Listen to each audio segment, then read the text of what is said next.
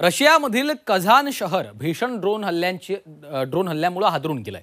शहरातल्या निवासी इमारतींवर ड्रोन धडकवून स्फोट घडवून आणण्यात आलेले आहेत। या ड्रोन हल्ल्यामुळे रशिया युक्रेन युद्ध आणखी भडकण्याची शक्यता आहे। या ड्रोन हल्ल्याची परिणती अणुयुद्धामध्ये होण्याची देखील भीती वर्तवली जात आहे। पाहूयात।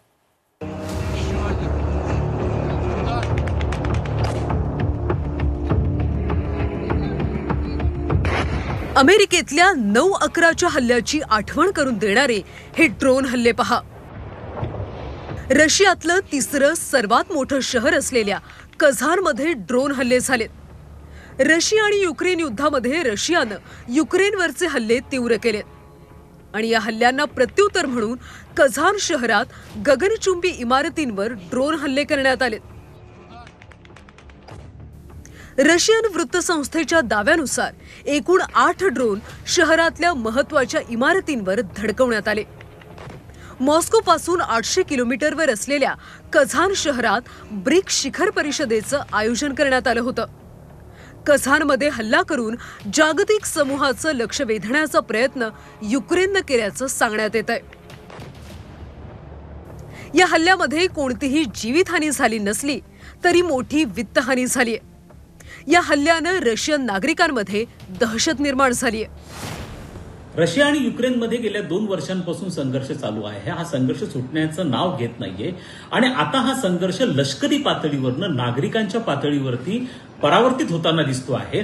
विशेष म्हणजे युक्रेनकडनं रशियावरती जो हल्ला झालेला आहे हा प्रामुख्याने नागरी वस्तीवरती झालेला हल्ला आहे। या रेसिडेन्शियल इमारती होत्या सगळ्या ज्यावरती हल्ला करण्यात आलेला आहे। यातनं सर्वसामान्य नागरिक देखील याच्यामध्ये मृत्युमुखी पडायला लागलेत। आतापर्यंत दोन्ही देशांचे सैन्य याच्यामध्ये मृत्युमुखी पडत होतं। त्यामुळे या युद्धाची तीव्रता जी आहे ती निश्चितपणे वाढलेली आहे। हल्ल्यात वापरण्यात आलेले ड्रोन हे अत्याधुनिक असल्याचं सांगण्यात येतंय। हे ड्रोन नाटो या लष्करी संघटनेचे असावेत असा संशय व्यक्त केला जातोय। युक्रेनकडनं जे ड्रोन्स वापरले जात आहेत इतके अत्याधुनिक ड्रोन्स हे युक्रेनकडे नाही आहेत ज्यामध्ये स्फोटक देऊन अटॅक केले जाऊ शकतात। हे नॅटोचे ड्रोन्स आहेत।